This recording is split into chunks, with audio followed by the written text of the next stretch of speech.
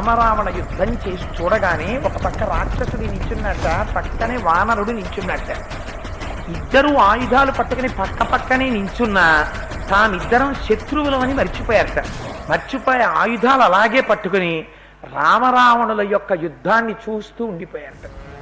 ఈయన కొన్ని లక్షల బాణాలు వేసేస్తున్నాడు, ఆయన కొన్ని లక్షల బాణాలు వేసేస్తున్నాడు. ఆకాశం అంతా చీకటైపోయి ఈ బాణాల యొక్క వెలుతురు ఒకటే కనపడుతోంది. రావణాసురుడు కొన్ని బాణాలని రామచంద్రమూర్తి యొక్క రథం మీద ఉన్నటువంటి ధ్వజం మీదకి ప్రయోగించాడు. కానీ అది ఇంద్రుడి యొక్క రథం, అది ఒక దివ్యమైన శిఖరానికి కట్టబడి ఉంది ఆ ధ్వజం.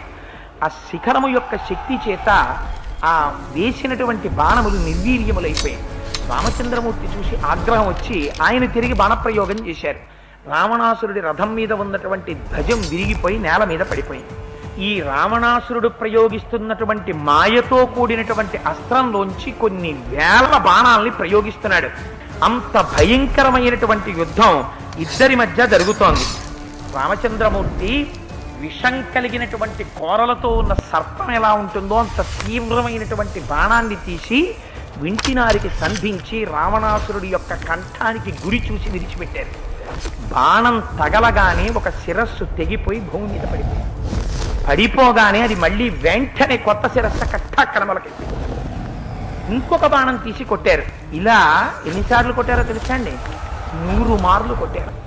10 తలకాయలు 10 మాటలు కింద పడిపోయి మళ్ళీ వెంటనే కొత్త శిరస్సు మొలకెత్తేసి 7 రాత్రులు 7 పగళ్ళు ఒక క్షణం విరామం లేకుండా బ్రహ్మగారు ఇచ్చారయ్యా ఈ బాణాన్ని రాక్షస సంహారానికి ఉపయోగించు అని భగవానుడైన అగస్త్య మహర్షి ఇచ్చారు.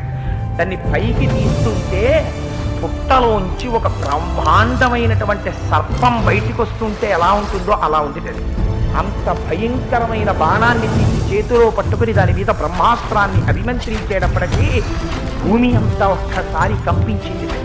ఆ వింటినారికి సంధించి ఆ బాణాన్ని విడిచిపెట్టగానే ఒక్క క్షణంలో ఆ బాణం భయంకరమైనటువంటి ధ్వని చేస్తూ లోకాలన్నిటినీ క్షోభింపచేస్తూ ఇంతకాలం ఏ రావణుడు లోకములనన్నింటినీ పీడించాడో ఆ రావణుడి యొక్క గుండెల్ని బద్దలు చేస్తూ నెత్తురు తాగుతూ రావణాసురుని యొక్క వక్షస్థలంలోంచి దూసుకుని వెళ్ళి చేతిలో ఉన్న ఆయుధాలన్నీ జారవిడి చేశాడు. ధనస్సు ప్రాణాలు విడిచిపెట్టేశాడు. రథం నుంచి ఒక్కసారి రావణ శరీరం భూమి మీద పడిపోయింది.